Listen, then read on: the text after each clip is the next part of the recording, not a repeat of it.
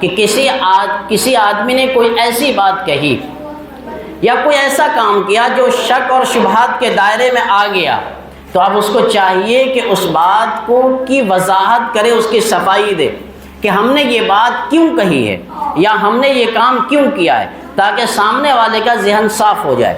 میں اس پر ایک واقعہ آپ کو بیان کرتا ہوں۔ حدیث کے اندر ہے کہ نبی پاک صلی اللہ علیہ وسلم ایک دفعہ اعتکاف میں بیٹھے ہوئے تھے، اور بھی لوگ معتکفین تھے۔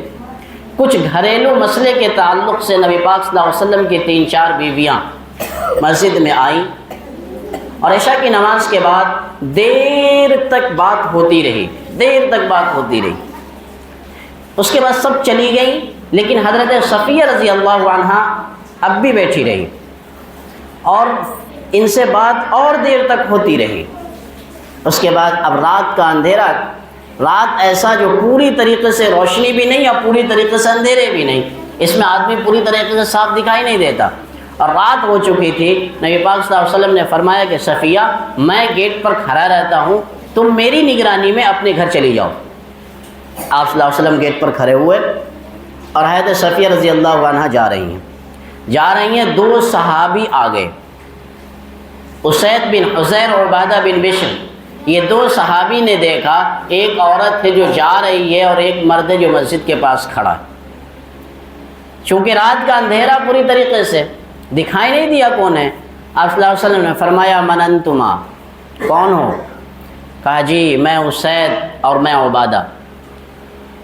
کہا تم نے عورت کو جاتے دیکھا ہے؟ کہا جی جاتے دیکھا ہے۔ کہا وہ میری بیوی صفیہ ہے اور یہ میں ہوں۔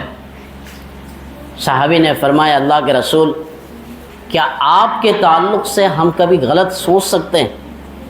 آپ کے تعلق سے ہم کبھی غلط سوچ سکتے ہیں؟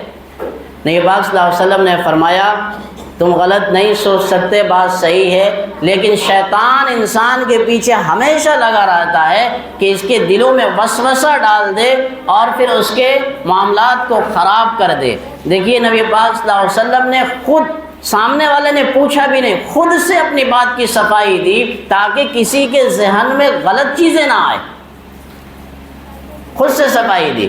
اس وجہ سے کہیں اگر کوئی ایسا کام ہو یا کوئی ایسی بات ہو جس کے اندر سامنے والا شبہ میں پڑ سکتا ہو کہ یہ بات کیوں ہوئی یا یہ کام کیوں ہوا، تو چاہیے اس کو کہ خود سے صفائی دے دے، اور نہیں تو پھر مانگنے کے بعد صفائی دے تاکہ ذہن سامنے والے کا صاف ہو جائے اس کے تعلق سے۔